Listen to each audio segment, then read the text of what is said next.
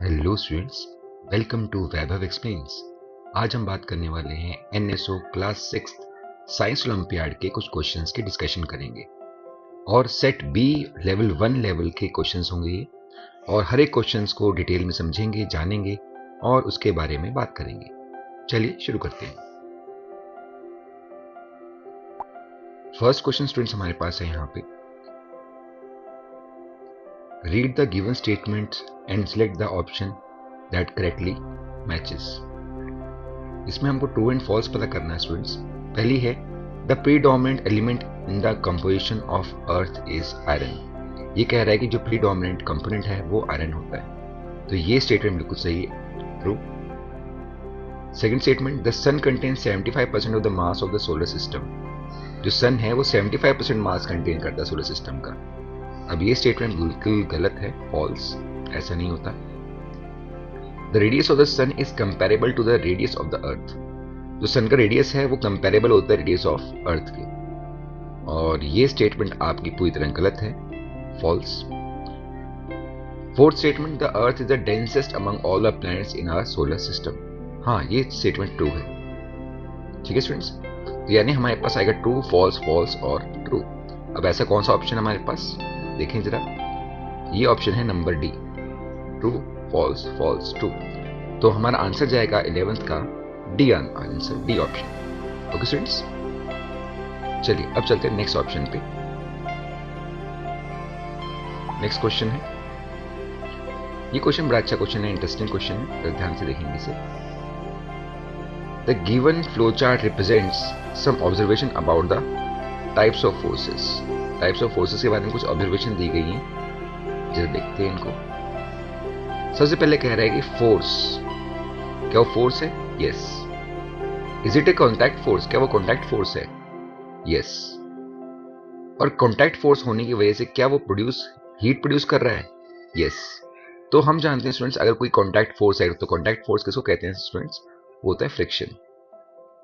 Friction is a contact force, जहां दो चीजें आपस में कॉन्टैक्ट में आ रही हैं, जैसे rubbing of hand. Rubbing of hand, hands को आपस में आप रब करते हैं कोल्ड वेदर में, तो उससे क्या होता है कि आपके हैंड्स गर्म हो जाते हैं। तो ये क्यों हो रहा है? Because of friction. तो ये कॉन्टैक्ट फोर्स है, दोनों हैंड्स कॉन्टैक्ट में आ रहे हैं, और कॉन्टैक्ट में आने से इनमें हीट भी प्रोड्यूस हो रही है जब आप रब करते हैं दोनों हैंड्स को आपस में। तो पी क्या हुआ? पी हो गया हमारा फ्रिक्शनल फोर्स। ये क्या है? फ्रिक्शनल फोर्स है। ठीक है, फ्रिक्शनल फोर्स। तो यानी अगर पी हमारा फ्रिक्शन फोर्स है, पी ऑप्शन में देखिए कहां पे, ये रहा पी। पी में फ्रिक्शन फोर्स मुझे ए ऑप्शन में दिखाई दे रहा है और डी ऑप्शन में दिखाई दे रहा है, तो यानी ऑब्वियसली बी और सी ऑप्शन तो हमारे आंसर नहीं होंगे। ठीक है स्टूडेंट्स, इसे कहते हैं सिलेक्टिव ऑप्शन को चूज करना, स्मार्टली ऑप्शंस को चूज करना। तो बी और सी ऑप्शन तो हट गए सीधा इससे। अब देखते हैं ए और डी में से क्या आंसर हो सकता है। नेक्स्ट कह रहा है, is it a contact force? No, next force है जो कॉन्टैक्ट फोर्स नहीं है।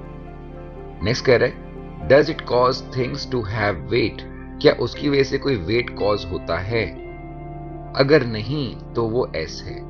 सीधी सी बात है स्टूडेंट्स, वेट कॉज करने वाला आपका जो फोर्स होता है वो होता है ग्रेविटेशनल फोर्स। ग्रेविटेशनल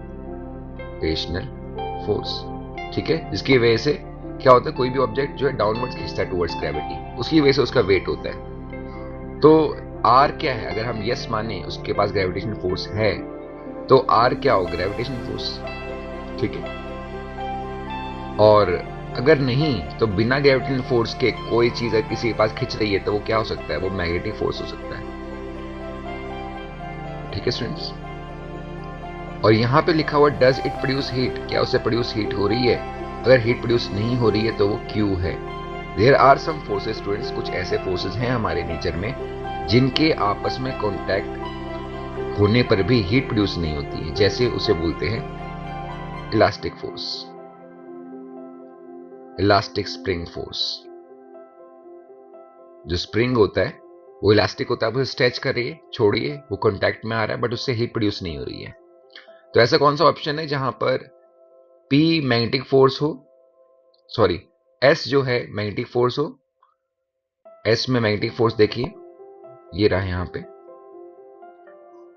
और आर हमारा ग्रेविटेशनल फोर्स हो, आर ग्रेविटेशनल फोर्स ये रहा हमारा यहाँ पे, ठीक है, और क्यू हमारा इलास्टिक स्प्रिंग फोर्स हो, तो क्यू हमारा इलास्टिक स्प्रिंग फोर्स ये रहा यहाँ पे। तो ऑप्शन नंबर ए गलत है, option number D is the right answer. तो 12th का D option is the right answer. ठीक है स्टूडेंट्स, तो अच्छा क्वेश्चन था, थोड़ा सा कॉम्प्लिकेट किया हुआ क्वेश्चन को घुमा फिरा के पूछा गया है, बट वेरी गुड क्वेश्चन। फिर भी अगर आपको डाउट हो, कोई क्वेरी, तो आप कमेंट सेक्शन में पूछ सकते हैं। चलिए नेक्स्ट क्वेश्चन में चलते हैं। नेक्स्ट क्वेश्चन है, the given figure shows door made up of iron bars. जो डोर है वो आयरन बार से मिलकर बना है। How will Amit measure the length of the bar in order to pay the contractor. अब ये यूनिट एंड मेजरमेंट्स का एक चैप्टर है क्लास 6 में, ये वहां से क्वेश्चन आया गया है। यहाँ पे अंदर आप देख पा रहे हैं कि जिस तरह से आयरन बार लगाई हैं, these are in the curved manner. इनका जो शेप है कर्व्ड किया हुआ, हर जगह कर्व किया हुआ है। तो अगर कोई भी चीज कर्व है तो भी आपको कर्व्ड चीज को मेजर करना पड़ेगा विद थ्रेड।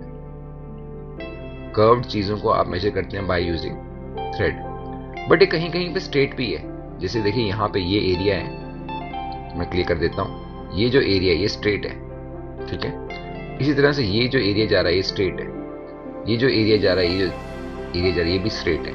यानी it is a combination of straight plus curved area. ये स्ट्रेट और कर्व्ड एरिया का मिक्सचर से बनी है ये फिगर। और हम जानते हैं स्ट्रेट एरिया को अगर हम मेजर करना है, we use the scale, measuring scale, और कर्व्ड एरिया को मेजर करना है तो आप यूज करेंगे थ्रेड। ठीक है, तो यानी कि अब आंसर क्या होगा? स्केल, क्या स्केल ओनली आंसर होगा? नहीं। यूजिंग इज हैंड, नहीं, हैंड्स पेन तो वैसे ही कोई आंसर नहीं होता, हैंड्स पेन हमेशा गलत रीडिंग देता है। Using thread only, no. D option जाएगा, using both thread and scale, यानी आपको स्ट्रेट चीजें भी मेजर करनी है इसके अंदर और कर्व चीजें भी मेजर करनी है। Okay students, coming to next question. 6 objects are placed on different shelf as shown in the given figure। ये अलग अलग शेल्फ दी हुई हैं, 1 2 3 4 5 6 shelf are there. Object P S R of weight 200 gram each. ये भी 200 ग्राम है, ये भी 200 ग्राम है, ठीक है। And object Q R T U R of the weight of 140 के, यानी जो रिमेनिंग रह गए हैं ये सारे 140 के हैं, दीज आर ऑल 140, ठीक है।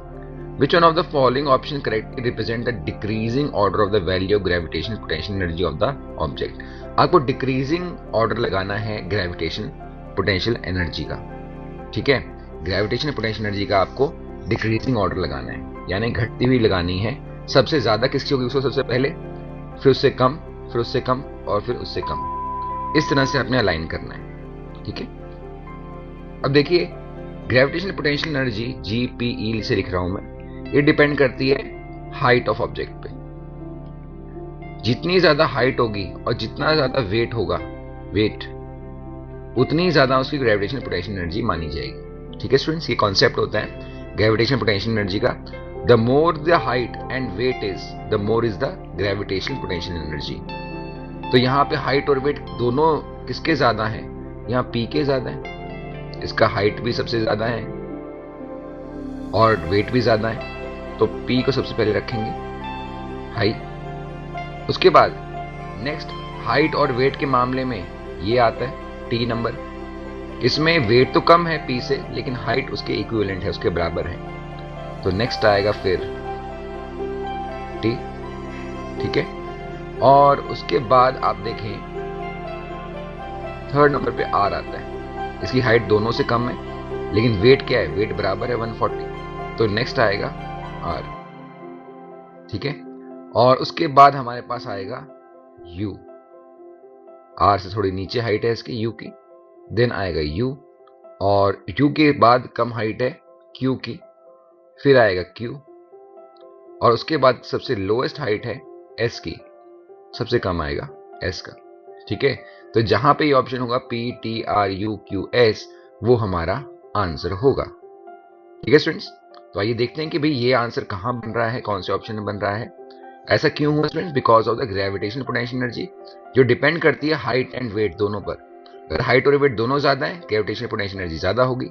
दोनों में से एक भी कम है तो gravitational potential energy accordingly decrease होती चली जाएगी। ठीक है स्टूडेंट्स, अभी ऑप्शन देखते हैं P T R you Q S किस में है। Let's see.